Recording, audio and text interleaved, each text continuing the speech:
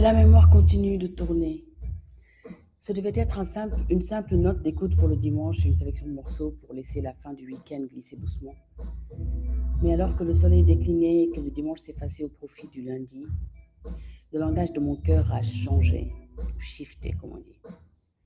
Peut-être que cette histoire avait simplement besoin de plus de temps, d'une cadence plus lente pour trouver son propre rythme. Avant le disque, il y avait Kevin Bilal.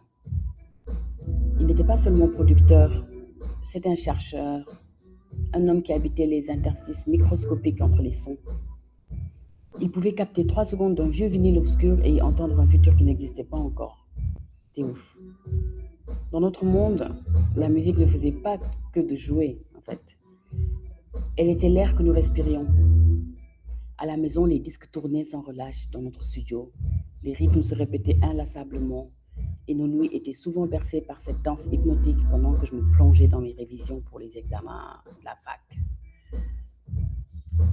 La mémoire, j'en ai pris conscience maintenant, fonctionne comme ces vieilles platines Technics. Elle tourne, elle revient.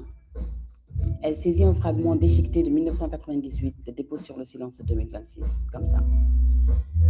Et soudain, la pièce est à nouveau remplie de bruit. Depuis la mort de Kevin Bilal, je me retrouve souvent paralysée devant mes enceintes. Que deviennent les musiques que nous avons aimées avec ceux qui ne sont plus là pour les entendre? Ces chansons deviennent-elles des zones interdites, des bâtisses de l'âme condamnée? Ou sont-elles les seuls portails encore ouverts pour les retrouver?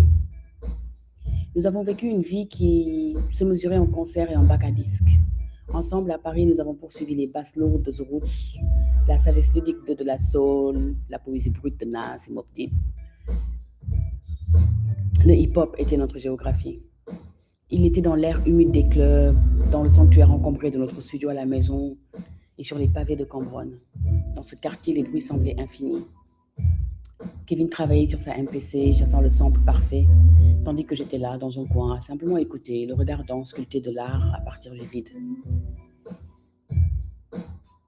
Il y a des morceaux que je ne peux toujours pas toucher. Non pas par manque d'amour, mais parce que cet amour est trop vif peut-être. Il suffit des fois de 3 secondes d'un beat pour que 20 ans de temps linéaire se dissolvent sous mes yeux. Tout d'un coup, je suis de retour au studio, je suis de retour à Paris, je suis de retour à Cambronne dans cette maison. La musique a ce pouvoir terrifiant de transformer le temps en cercle. On pense avoir marché des kilomètres loin du deuil jusqu'à ce qu'un coup de caisse claire nous ramène exactement là où tout a commencé. Ces derniers temps, je pense au hand spinner avec lequel Kevin Bilal jouait. On le fait tourner, il devient flou, où le début et la fin ne se distinguent plus. Peut-être que la guérison ressemble à cela.